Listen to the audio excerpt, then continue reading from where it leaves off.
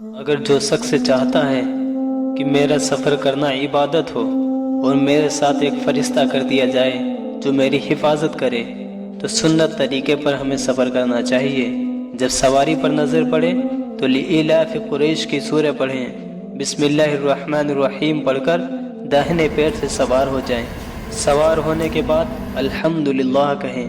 جب سواری چلنے لگے تو یہ دعا پڑھیں، سبحان الذی سخر لنا هذا وما كنا له مقرنین وإنا إلى ربنا لمنقلبون۔ 3 بار الحمدللہ، 3 بار اللہ اکبر کہیں اور 1 مرتبہ لا الہ الا اللہ۔ اس کے بعد یہ دعا پڑھیں، سبحانک انی ظلمت نفسی فاغفر لی فإنہ لا یغفر الذنوب الا انت۔ اور جب کسی بلندی پر چڑھیں تو اللہ اکبر کہیں اور اتریں تو سبحان اللہ کہیں، اور کھلے میدان سے گزریں تو لا الہ الا اللہ اور اللہ اکبر کہیں، اور جب پل پر سے گزریں تو اللہم یا رب سلم سلم کہیں۔ حضور صلی اللہ علیہ وسلم نے حضرت جبیر بن مطعم رضی اللہ تعالی عنہ کو بتلایا کہ سفر میں ان 5 سورتوں کو پڑھیں۔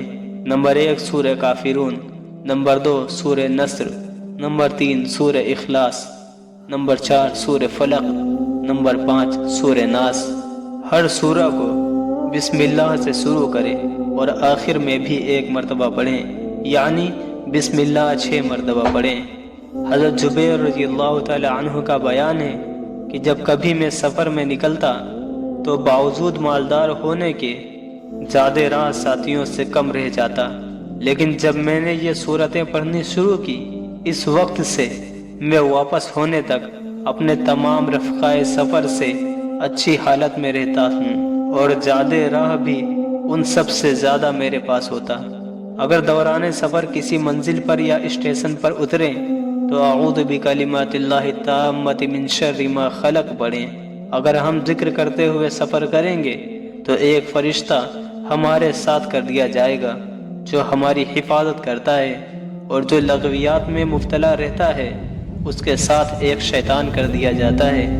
دوران سفر مسجد پر نظر پڑے تو درود شریف پڑھیں، اور اگر اوروں کی عبادت گاہیں نظر آئیں تو دوسرا کلمہ پڑھیں، اشہد ان لا الہ الا اللہ واشہد ان محمدا عبدہ ورسولہ۔